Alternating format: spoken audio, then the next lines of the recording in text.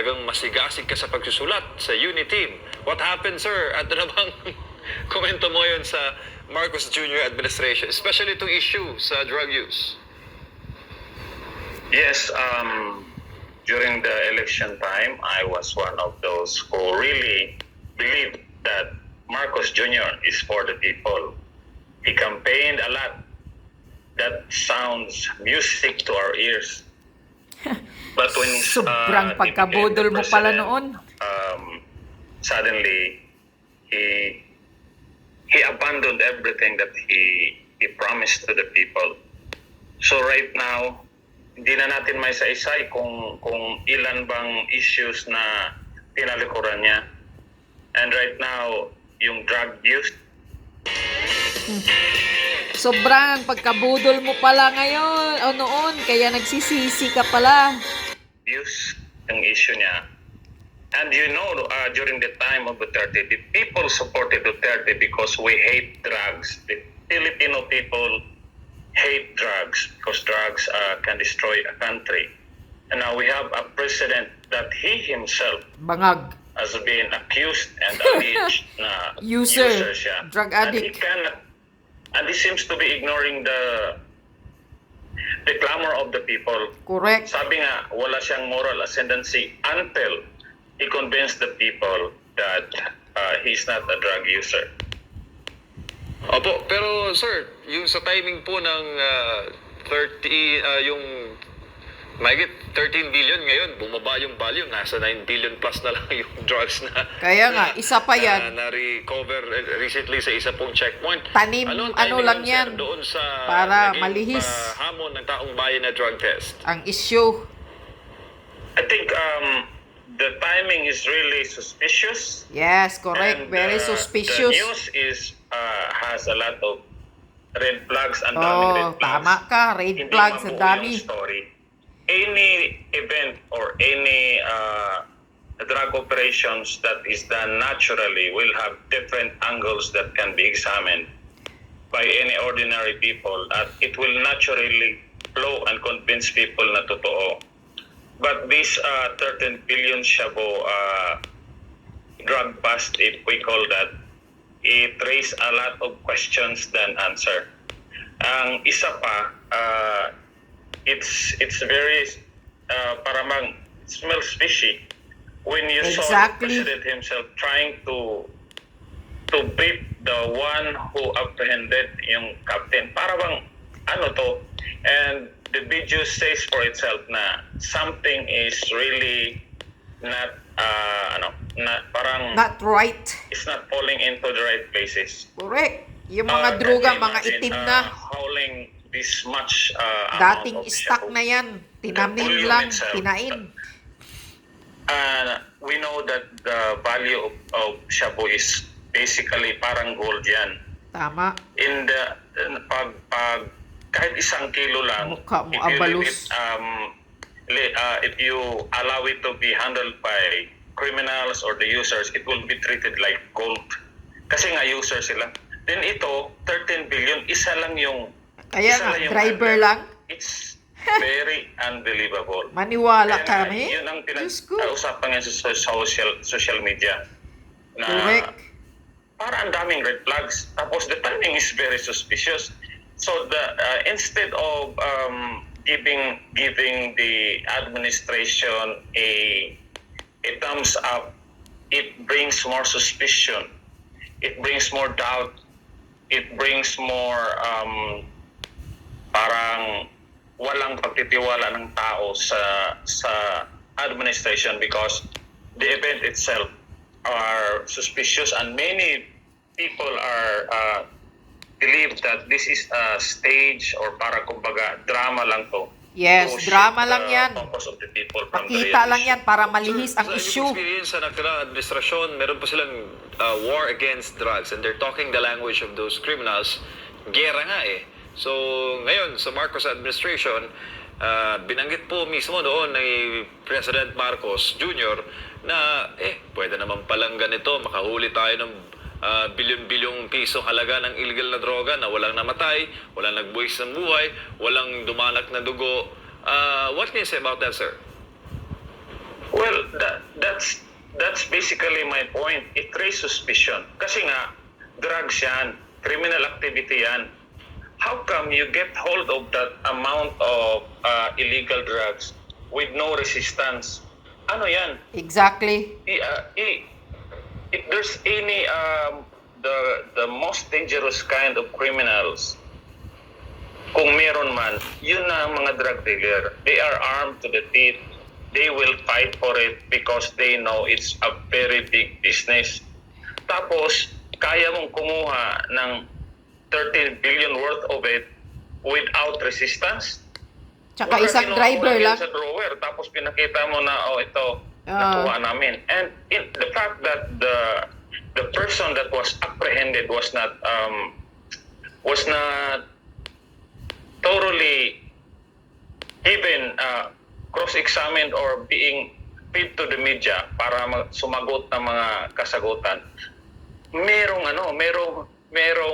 maraming red flags na bakit di mo ipa-interview ng todo-todo. Why not give the media the time to scrutinize, to show that it was really a legitimate operation?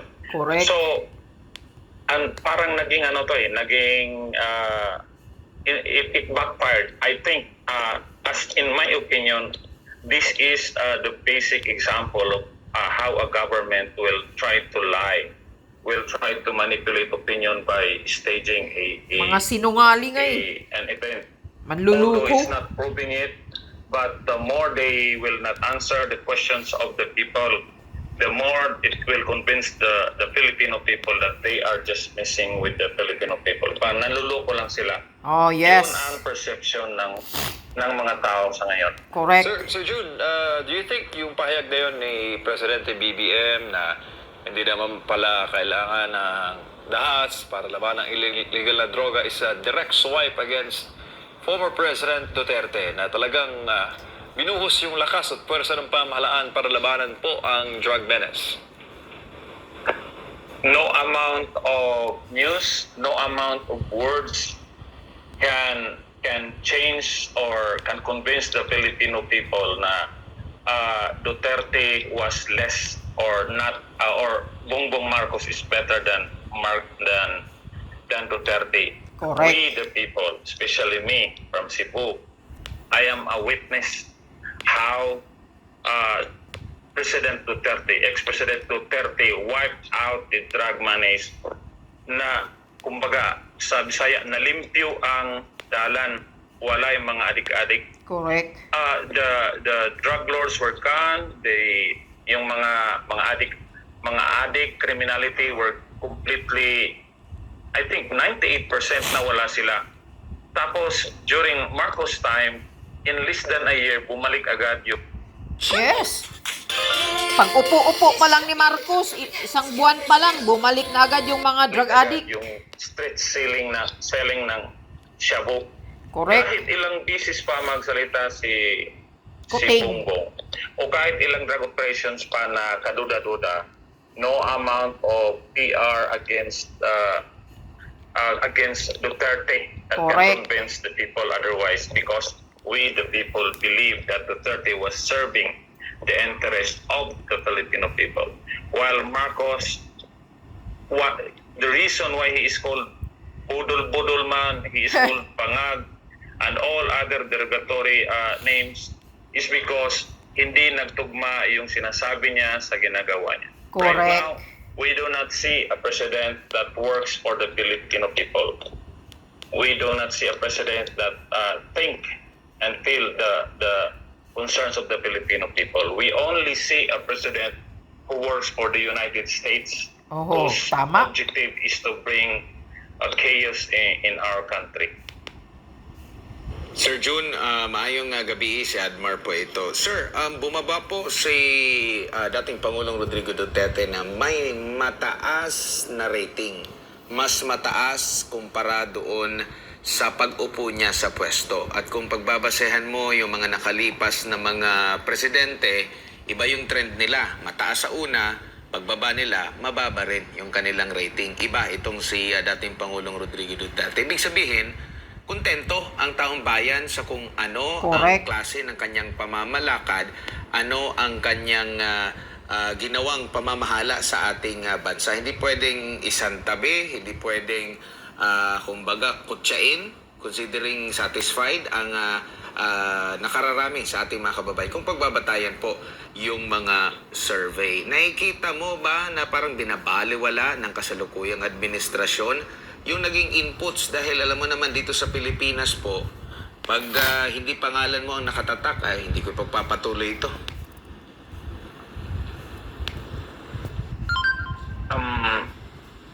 I think you're right. This administration is trying to discredit the legacy of Duterte. But Tama then ka talaga. They must realize that the reason this administration is now sitting in Malacanang is because Dahil sa he Duterte. mimicked or he adopted or at least he deceived the people that he will continue the policy and the direction of the Duterte administration. Kumbaga, he wear the mask that that resembles the image of Duterte. That was the very reason that he became the president. But when they were able to sit in Malacanang and hold power, they remove all the pretensions and show their real faces. Sa ngayon, wala nang naniniwala kay sa presidente natin. I interview a lot of people, even in my office, sa mga kapitbahay ko. They no longer listen what the president says Correct. because they do not see a president per se. They see a liar, a budol-budol man, a person who is using Duterte just to grab the power. And right Exactly. now, everybody Now, traidor. 95% in my sphere of sa nakikita ko, sabi nila, nagsisisi na ba lahat?